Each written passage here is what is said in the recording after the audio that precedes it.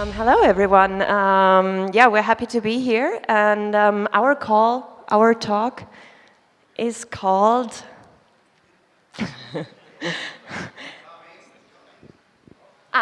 And we have the clicker. Yay! Thank you. Cool. Our talk is called Free Private Cities and Bitcoin. So today we want to give you an idea of what the idea of a free private city is and what are its core principles.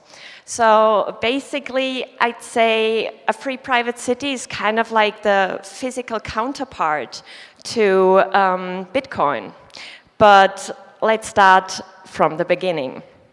I mean, we're all here now in El Salvador. We're hundreds of Bitcoiners, and we came here to kind of, I mean, for sure, for the conference or conferences, but also to witness the first country adopting Bitcoin as a legal tender. And for me, it's always the question, why are we here and why are we into Bitcoin? And I think we all have our personal reasons, and we all have our unique journey that brought us to Bitcoin. But I think a couple of principles we share are those. First, the realization that something is flawed within our financial system. I mean, we have 0 to negative interest rates. We have like central bank balance sheets going like to the moon, how we would like to, we're calling it. We have a Cantillon effect where Wall Street is getting bailed out and we don't, yeah? And the list is longer. Second, we all kind of committed to build a better system. And with committed, I mean, we are dedicating our resources, meaning our time and our energy, to make this thing happen, to make Bitcoin happen. And the third thing that I think we have in common is the conviction that we're not changing the system from within. We don't try to reform central banking, yeah? But we rather go outside and build a new system from scratch. And the result is Bitcoin. So now we have like a nation-state independent, delusion-resistant monetary network, and that enables us to opt out of the traditional financial system. It was just not possible 12 years ago from like a technical perspective. And so I'd say now we have our own money. And yeah, I'm aware of the fact that there's tons of hurdles ahead. It's a rocky road, out of question, but I feel like this thing is here to stay. Bitcoin is gonna stay. And what I also notice now, though, is, okay, we have our own money, but where to live now? And I feel like a couple of you, or many of you, are coming up with this question more and more, especially in the last 1-2 years, where we have all these crazy COVID regulations and such. And yeah, where can I base myself? Where can I raise my family? Where can I build community? This is the question at the moment. And this brings us to the goal of Tipolis, the provider company, and Free Private City Foundation that is spreading the word. What we want to do is to expand what we have in Bitcoin, like an open rules-based voluntary network, beyond the digital realm into the physical world. And that idea is called a free private city, meaning like we have a system where everyone can join as long as they abide to the protocol rules. Meaning like there will be a social contract between the service provider of the city and the citizen itself. But before we dive into how free private cities work, let's get an idea of why we should think different, why the world should think different about governance. Hi, everyone. So Veronika's talked there a little bit about the principles of free private cities and why they appeal to Bitcoiners. And I want to talk now a bit about why I think there's a problem with the conventional governance structures that govern the societies in which most of us live. And one of the problems that we see at the Free Private Cities Foundation is that a very large amount of societal resources are being drawn on by governments, and we think that those resources could be used in a better way. In most developed countries, governments draw on resources that are equivalent to about 40 to 50% of everything the citizens of those countries earn. And we're also seeing that governments have more resources, absolute resources than ever before, whilst at the same time, people feel more and more dissatisfied with the state of their politics. There was actually a survey done by Cambridge University that surveyed 154 countries around the world, and they found that 57% of people were dissatisfied with the state of governmental processes in their countries. That figure is rising despite the growth of government power. So why is it that many of us feel dissatisfied with the state of our societies today? It could be that despite the fact that we see all of these great technological advances happening around the world, it feels like in many important areas of our life that are key to our well-being, things are actually getting more difficult rather than easier. I think housing provides a great example of this. In my own country, the UK, house prices have risen from 4 to 8 times the average income in 25 years. This is despite the fact that construction techniques have improved. We now have global supply chains that are bringing better materials and cheaper materials from all parts of the world, and the fact that 94% of the country's landmass still remains unbuilt on. So why is it that areas of the economy like housing are becoming more expensive? Well, housing is a really highly regulated sector. It's a sector where you have to undertake a complex system you have to navigate a complex planning system and undertake a very lengthy process in order to build new houses. So we're seeing that government intervention in this area of the economy is pushing up prices. But it's not just doing it in the area of housing.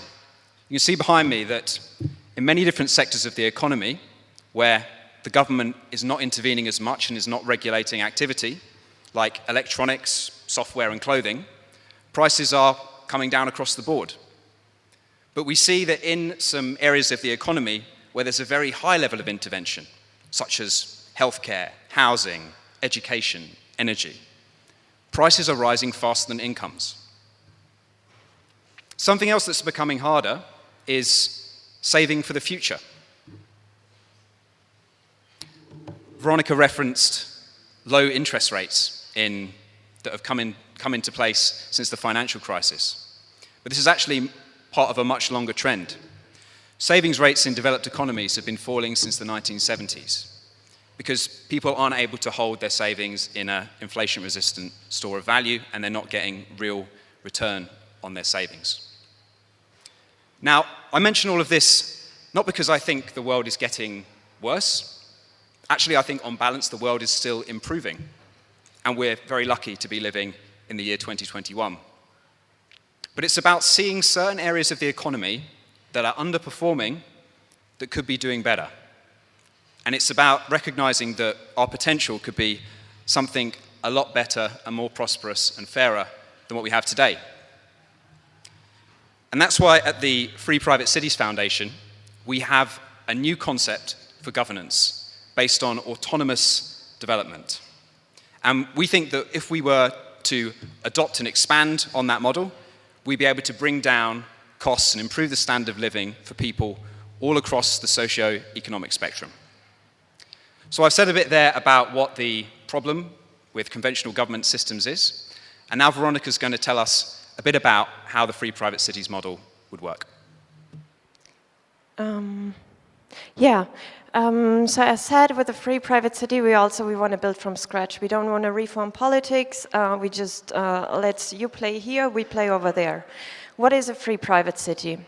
A free private city is a semi-autonomous jurisdiction within a host nation that is run by a private operating company offering its citizens the basic services of a state against a predefined fee. Rights and obligations are laid out in a bilateral contract. Oof, okay, how do we understand that? First of all, the basic services of a state. With this, we understand the protection of life, liberty, and property, meaning like the right to be protected from harm or injury towards your person, and the right to be protected against devaluation or destruction of your property. What do we mean within a host nation? So the service provider company would acquire land in the so-called host nation where we want to build upon. The important part here is that we'll only be acquiring formerly uninhabited land. Yeah? We don't want to force anyone to live in a free private city. This is why it's called free. People can come if they want, and they can leave when they want. What do we mean with semi-autonomous jurisdictions? What I want to emphasize on here is the fact that we're aiming at building the next evolution of special economic zones, kind of like special economic zones plus, meaning like we don't want to merely encompass like taxation, investing, trading regulations, but we want to go a step further. We're aiming at getting an agreement with the host nation to have a high degree of autonomy in those areas, but also in the areas of healthcare, education, dispute resolution, administrative policies, that kind of stuff. The question is, why should a government do that? First of all, they're bearing economic interest, yeah? So the host nation would get a share in the service provider's revenue. And the second thing is that by the free private city establishing this like pro-business regulation, we'll be able to attract entrepreneurs, investors, we'll be able to create new jobs so that we'll be able to create a high quality of life inside of our territory. But not just inside of our territory, but also because of like agglomeration benefits, we'll be creating a better like added value for the surrounding population. So a win-win partnership needs to be and will be established, because a free private city can only work long-term if there is a win-win partnership between the host nation and the free private city, so that there is added value for every resident and business in both jurisdictions. And we have a bilateral contract. So a free private city is a contract-based society. Similar to what we have at the moment, the big difference is that at the moment, changes can be made unilaterally. So suddenly it's like, oh, you have to pay more tax, or, Veronika, you're not allowed to go into that restaurant if you're not vaxxed. And I'm like, whoop, okay. So that's changed unilaterally. If we had a contract here with a service provider and the citizen, that changes can only be made bilaterally, meaning when both sides agree on a change. And you might wonder, but that's difficult. If you want to make a change, not everyone agrees. Then the contract stays as it is. New amendments would be made when signing up new residents. Yeah? So the contract of the new residents, though, would need to be backward compatible with the contract of the former citizens. It's like kind of like soft forking, basically. And what we're getting with this concept then is like a true partnership of equals, like an equal order relationship where we have performance and we have counter performance. Yeah, so we have a fixed annual contribution by the resident, and then we're having clearly defined benefits by the host nation. And this makes the resident a customer and not a subject, as we have at the moment. The resident itself will also have a secured legal position, and like dispute resolutions would take place through arbitrated courts, like third-party courts, as we already do in international business at the moment. yeah, I hope that already gave you a bit of an idea what we try to establish, and Peter will give us an overview of how could Bitcoin, what could be the role of Bitcoin in this whole setup. So we now come back to how Bitcoin would fit into the model of free private cities. And it's clear that Bitcoin is already starting to change the power dynamics of an increasingly globalized world that we live in. As the global trade volume has increased over recent decades, we've seen that the people that are in control of the financial conduits through which all of this trade runs have become ever more powerful. We've got quite a strange international monetary system at the moment, whereby there are 180 countries that have their own currencies. And in order for someone from the United States, for example, to trade with someone in Japan, they must first go to the foreign exchange markets to acquire Japanese yen. And this is, of course, an incredibly complex system with 180 currencies. $6 trillion of foreign exchange transactions take place every single day. And of course, there are many intermediaries that grow very wealthy as a result of that. At the same time, this whole international financial system is under the control of a few powerful governments and central banks that are able to censor transactions they don't like. And at the same time, there are a few current countries that have reserve currencies that can benefit from monetary seigniorage, meaning that they can, as the sole issuers of their currency, they can spend it into their own economy and pass the costs of their spending onto the rest of the world via inflation. And so I explain this because free private cities, as autonomous territories, wouldn't have to opt in to this legacy financial system. They'd be free to do something different. They'd be free to adopt any kind of global money that was available to them. And we think that as a global, open, and uncensorable form of money, Bitcoin would be a very good way for managing transactions both within a free private city domestic economy, but also internationally.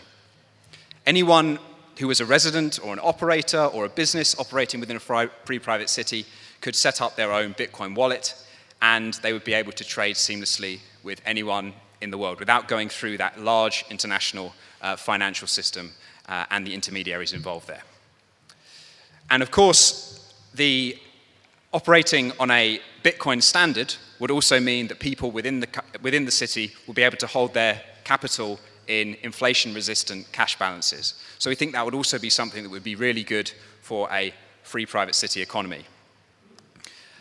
But of course, we're not going to run all of this on the Bitcoin main chain. We would see that layer 2 scaling solutions like the Lightning Network would be essential to making all of this work. That's why we're really keen to engage with people who are in the Lightning community so that we can build upon Bitcoin and help this to scale as a way of helping autonomous territories to succeed. So I've now said a bit about Bitcoin and how that relates to free private cities. And we're now going to come on to a couple of examples of similar kinds of projects that have been implemented in the real world in Honduras. So Veronica's going to give us a little overview of that. Thank you. Yeah, just a rough overview. I mean, there is currently no project in the world that is implementing all elements that we were talking about, but there is examples of projects that are drawing up on a couple of those elements. An example is Honduras, where there are so-called ZEDEs are established. This is zones for economic development and deployment. And there is currently 3 applications approved. 2 of those, this is Morazan and Prospera, they already have residents and they already have businesses in operation. And the Prospera project also already has a resident contract, which they call agreement of coexistence. And there is plenty of projects that are applying for a ZEDE status in Honduras. So you got a bit of an idea what this is about, and we think the whole thing is gonna work because eventually People will go where they are treated best. People don't want to pay for things they didn't order. People do not want to be subjugated by regulations. And reasonable people don't need 10,000s of rules to cooperate peacefully. And we, as the Bitcoin community, are the best example of that. There is no one telling us what to do. And the energy is amazing.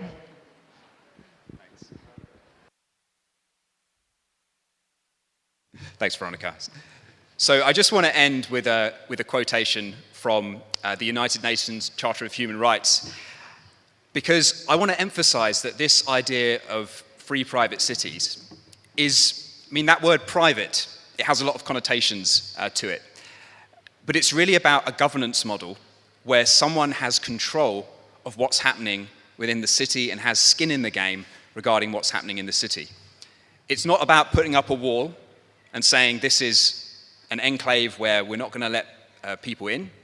In fact, as a operator-run enterprise, a free private city would have incentives to be as welcoming as possible to people that want, of all backgrounds, that want to work together and live together peacefully. So what we think at this stage is that there's this idea for implementing free private cities that is workable and has some good principles behind it. Veronika's referred to the 2 ZAs that exist in Honduras that are already making good progress. And what I'd also emphasize about those ZAs is that one of the problems in Honduras is that they've got very high levels of crime. And the ZAs are placing the priority on providing jobs and security to the local population that live there. Because people that set up businesses in particularly the central part of Honduras, where Morazan, one of the ZAs, is located, they have a very hard time with gangs, and there's no one there that's taking control of that situation. What the ZAs are doing is providing security so that the local people can receive help when they have problems, and they're also providing jobs to that local community. So we think this is something that is a really inclusive concept that we want people to get on board with. And at the core of this concept is the principle of voluntarism. And that's why I want to share this quote from the United Nations Charter of Human Rights. All peoples have the right to self-determination. By virtue of that right, they freely determine their political status and freely pursue economic, social, and cultural development. And we think that that's a really good principle. If you don't like the idea of free private cities, that's no problem. But if you do think that things could be done slightly differently, if you do think that some of the policies in your host country or your home country are making things more difficult for people rather than easier, then this is a solution that we would love to have you on board with. So I want to thank you for listening to our presentation today, and we invite you now to ask any questions you have. Thank you very much.